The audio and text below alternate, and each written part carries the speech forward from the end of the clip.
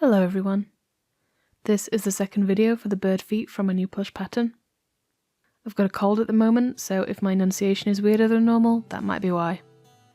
Last time we put the toes onto the foot and leg, and this time we're putting the sole of the foot on to finish.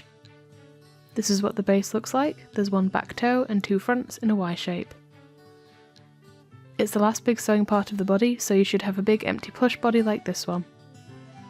We're going to break the foot up into little steps. First things first, find the front. This is the front of the leg, and this is a little crevice between the toes. Toe jam. There's a centre mark on the foot that lines up with that seam. You just want to line up and sew that very little straight line.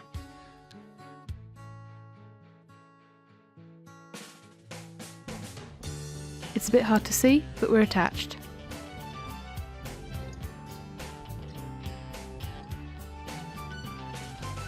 Next is the sides of the foot between the toes.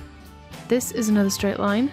Match it up with the base piece, and you'll want to repeat that on the other side. If you wanted to go from the tip of the front toe, down the sides and to the back toe all in one go, you definitely could. I'm aiming to break this down into little bite-sized chunks for anyone who's looking at this monstrosity and feeling overwhelmed. The seams for the base of the foot are done, and it's starting to take shape, with just the toes left open and flapping in the wind.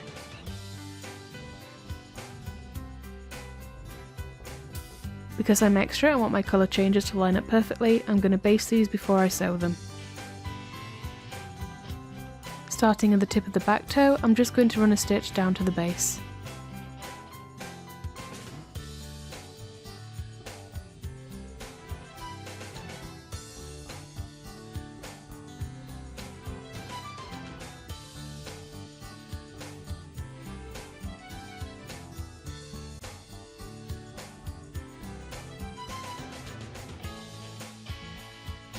Quick break just to show how that's looking, and on to the second half.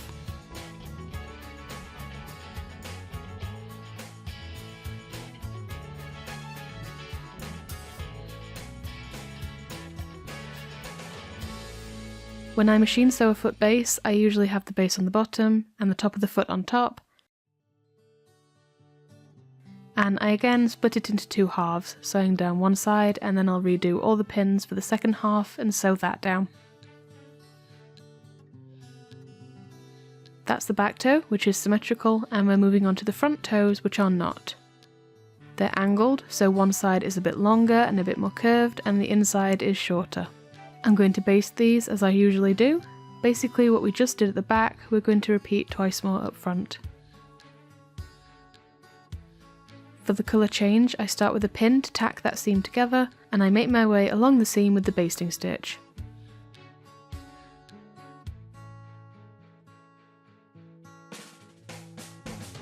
When I get to that pin, I make sure I'm going through the colour change seam and tie off the threads so that they're tightly anchored together.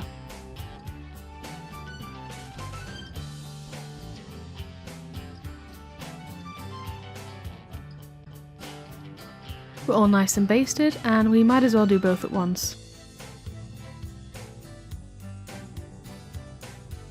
This time I'm going in pin-free like a feral goblin, letting the basting stitch be my guide.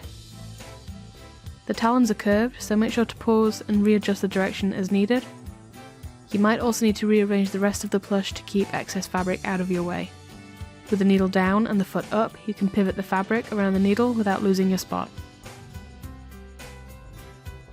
I lost the footage showing off the empty finished foot, and I'm blaming my cold. I really love putting these feet together. The Y shape was really fun to design and sew.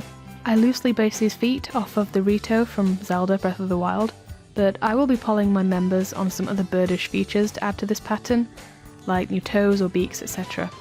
If you're into that, make sure to check out my Ko-fi. Thanks so much for watching, and goodbye!